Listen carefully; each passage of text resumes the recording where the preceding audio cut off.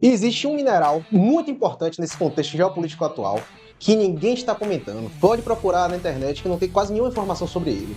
E ele está sendo comentado muito dentro das Forças Armadas dos Estados Unidos, China e outros países. E você não sabia. Você sabe qual é a função do antimônio, o elemento químico? Então fique com a gente para saber mais.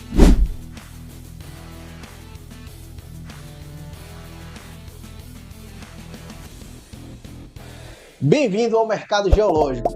Meu nome é Jonas Neto e hoje vamos falar sobre antimônio. Mas antes, se inscreva no canal e faça o triplo C.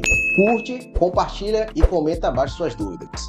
E para me ajudar nessa missão, eu trouxe aqui o comercial que vai trazer algumas perguntas de muitas pessoas que fizeram sobre o antimônio. Então vamos lá, comercial? Jonas, vamos começar do básico. O que é antimônio e onde ele é utilizado? O antimônio é um metal. É um elemento químico na tabela periódica, tem a sigla SB. SB? Por que SB. SB do latim stabilium, que vem do grego stébio. Conceito de estratégia, em grego, estratégia, Que significa pó preto, que antigamente era usado para fazer maquiagem, para fazer cosméticos, quando ele foi descoberto. Ele é muito utilizado na prevenção de incêndio, ou seja, ele é utilizado muito para aumentar a resistência de materiais contra o fogo. E principalmente é muito utilizado na indústria bélica, para a criação de coletes à prova de bala, na criação de fuselagem para tanques e aeronaves, e também tem uma utilização em óculos de visão noturna, utilizado também em portas corta-fogo, e a utilização maior dele é para fazer uma liga de chumbo e antimônio que cria uma resistência, aumenta a dureza e diminui a maleabilidade do metal. Então seria revestimento para armas como tanque, mísseis? Principalmente tanques e mísseis. E quem lidera a produção mundial do antimônio hoje? Hoje, atualmente, mais de 50% do antimônio extraído vem da China. E mais de 70% desse material que é beneficiado, ou seja, colocado em alto teor para a indústria, mais de 70% vem da China. E os outros players que tem no mercado são, em segundo lugar, a Rússia e, em terceiro lugar, o Turcomenistão. E qual o risco para o Ocidente depender tanto da China nesse setor? Na verdade, os dois primeiros países são China e Rússia.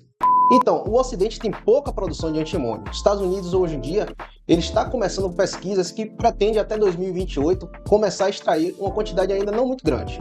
E essa necessidade de antimônio é fundamental para ocorrer guerra comercial. Se a China começar a bloquear, junto com a Rússia, a produção de antimônio para o Ocidente, vai ter uma defasagem muito grande desse material que é utilizado na indústria bélica. Então isso é perigoso para os países ocidentais. E existe alguma estratégia para contornar essa dependência? Estratégia é pesquisa mineral. Em primeiro lugar, encontrar novas jazidas de antimônio relacionadas com jazidas diferentes. Por exemplo, o antimônio ele é muito encontrado onde você se encontra o ouro. Ouro, que a gente chama de ouro orogênico, se encontra na orogênese, onde duas placas tectônicas se chocam anteriormente e se cria um acesso que chama de orógeno, como se fosse uma montanha. Existe uma pressão e temperatura de fluidos muito grande. Por vezes, esses fluidos trazem alguns elementos químicos como o ouro e o antimônio. Então, normalmente, o antimônio é encontrado em jazidas de ouro, como elemento secundário. E é encontrado como um minério chamado stibnita. E em alguns lugares também se chama antimonita. Existem outros minerais que têm antimônio? Sim, mas o mineral principal para explotação, ou seja, para extração, é a stibnita, também que é conhecido como antimonita. E o Brasil nessa história? Sim, o Brasil sempre é conhecido pelo país que tem toda a tabela periódica embaixo do solo, mas não tem nenhum histórico de produção de antimônio comercial. Já existiram alguns locais onde tiveram uma produção, principalmente em Goiás, em Niquelândia, uma província aurífera, né? Um local onde tem muita produção de ouro, e tem um antimônio associado nessas mineralizações, mas o volume ainda é muito pouco, ou seja, falta estudo. Então, a gente falou muito do mercado comercial do antimônio e cenário geopolítico, vamos falar agora de geologia. Como são os depósitos do antimônio? Pronto. Existem tipos principais com características geológicas específicas? Sim. Os principais depósitos conhecidos de antimônio são formados da mesma forma que se formam os depósitos de ouro orogênico. E aí você me pergunta, o que é ouro orogênico?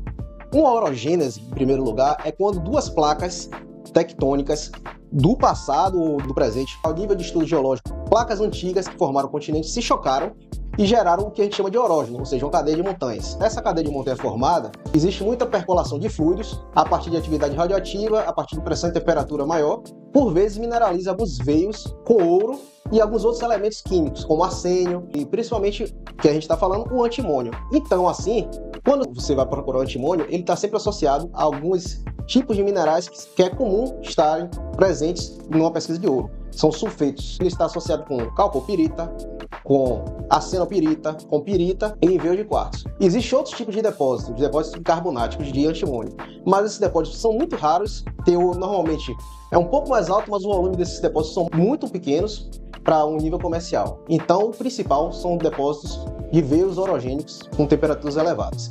Existe, porém, um depósito na Rússia que é formado a partir de sulfetação epitermal. Que é isso? São depósitos que se formaram em uma profundidade menor e uma temperatura menor. Mas isso é muito raro na exploração de antimônio. A principal mina de antimônio fica na província de Wuhan. Não é Wuhan, gente. Wuhan, na China, que é chamada mina dos 5 dedos. Ela tem uma produção 5 vezes maior do que a segunda mina de antimônio. Mas o volume dessa mina ainda não é muito alto. Ela tem uma produção de cerca de 60 mil toneladas por ano. Você vê que não é um volume muito alto. E a necessidade, a demanda mundial por antimônio cada vez aumenta mais, porque ele, além de estar presente nessas aplicações militares, que é o que tem mais demanda, existem novas aplicações dele. Por exemplo, baterias normais de carro e outros tipos de bateria que utilizam antimônio junto com chumbo. Por isso, essa demanda cresce cada vez mais. Uma informação complementar, trazendo alguns números, você falou sobre a China, a Rússia e Tajiquistão. Sim. A China produz 60 mil toneladas ano, Rússia 20 mil toneladas e Tajiquistão 17 mil toneladas. Esses 3 países representam mais de 85% da produção mundial.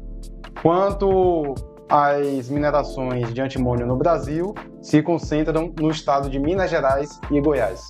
Mas nenhuma ativa, só está em fase de pesquisa. Já foram ativas há tempo atrás e hoje não. E se vocês tiverem curiosidade de saber sobre outros elementos químicos, minérios ou minerais, pode comentar aqui embaixo que a gente vai trazer novos vídeos no mercado geológico. Antes de terminar o vídeo, lembre-se de se inscrever no canal e fazer o triplo C. Curte, compartilha e comenta. E até a próxima, pessoal!